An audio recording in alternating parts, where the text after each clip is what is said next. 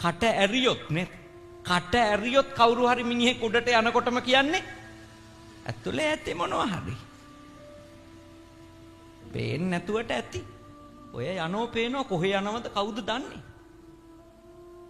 කටට එන කතාව කිය පද හදනවද නැත්? පද හදනවා. ගෑනු දරුවෙක් ලස්සනට ගෙදරින් ඇඳලා එළියට බහිනවනම් නේද? ජනෙල් වලින් බරබර දොර තිර ඈත් කර කර බල බල පද හදනවද නැද්ද? පද හදනවා. පද හදනවා. නෑදෑයින්ගෙන් පටන් ගන්න හොඳ. පටන් ගන්නේ නෑදෑයින්ගෙන් නොනෑයෝ දක්වා ඔක්කොම එවුන් ඕක තමයි පාර දිගේ යනකොට ළමයෙකුට කියන කතා ටික. නේ. ඔක තමයි ඇත්ත. ඉතින් වෙන්නේ මොකද්ද නේ? තමන්ගේ උත්සාහය හදාගන්නෙත් නැතුව තමන්ගේ සංසාරික ප්‍රශ්න තේරුම් ගන්නෙත් නැතුව අනුන්ට පද හද හූල්ල වෛරෙන් ක්‍රෝධෙන්ම දවස ගෙවන જાතියක් අපේ රටේ නිර්මාණය වෙනවද නැද්ද? නිර්මාණය වෙනවා. එච්චරයි.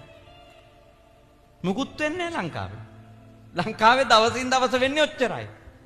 අනුන්ට වෛර කරන, අනුන්ට නිඳා කරන, අනුන්ට පද හදන, අනුන්ගේ සැපතට හූල්ලන මිනිහෙක් සමහර විට මේ මිනිස්සයා ගේ හදන් තියෙන්නේ මුළු ජීවිතේටම ගෙවන්න ණයක් අරගෙන. හොඳ. ඔය කාර් එකක් පැද්දට මොකද මාසේ අන්තිමට 80000ක ලීසින් එක එනකොට උන්දට කණ්ඩ සල්ලි නැති වෙතිනේ. පේන්නේ නැහනේ ඕක. පේන්නේ වාහනයක් ගෙනල්ලා. ගේ තට්ටු දෙකට හදලා. අන්න තාප්පෙකුත් ගන්නවා මේ මන්දිකට. ඔය මතු පිටනේ. ඒ මිනිස්සයා ඒකට කොච්චර උත්සාහවන්තද? කොච්චර දුක් විඳිනවද? කොච්චර දහඩිය වගුරනවද? කොච්චර නිදිවරනවද? දවස් කීයක් මේ මිනිහා බඩගින්නේද? හීනකින්වත් හිතෙන්නේ නැහැ. කරන්නේ ඵලයක රණ්ඩු වෙනවා. හේතුව ගැන කිසි තැකීමක් නැහැ. ඒකෙන් කියනවද කුඩු විකුණන්නේ උන් නැහැ කියලා? ඉන්නවා.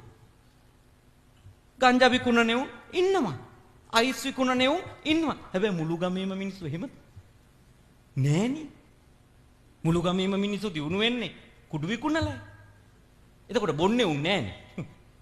ඒ ගමේ මේ උන් විකුණනවද? එහෙම උන් එකෙක් දෙකෙක් ගමක ඇති. ඉතින් නිශ්චිතවම තේරෙනවා නම් ගන්දර පොලිසියට කියන්න. එච්චරනේ තියෙන්නේ. ඉතින් කතා කී ඉඳලා වැඩක් නෑනේ. ගන්දර පොලිසියට කියන්න මෙන්න මෙයා මං හොඳට දන්නවා විකුණනවා. ඔයගොල්ලෝ අල්ලන්න. අල්ලන්න නැත්තම් මොකද කරන්න ඕනේ? ඊට ඉහළට කියන්න ඕන. ඒකනේ එච්චර රට ලෝකෙට ආදරේ ඉනම් කරන්න ඕන.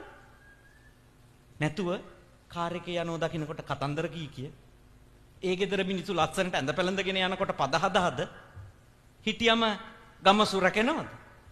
ගමේ කුඩු නැති වෙනවද? බුද්ධිමත් වෙන්න පින්වතුනි.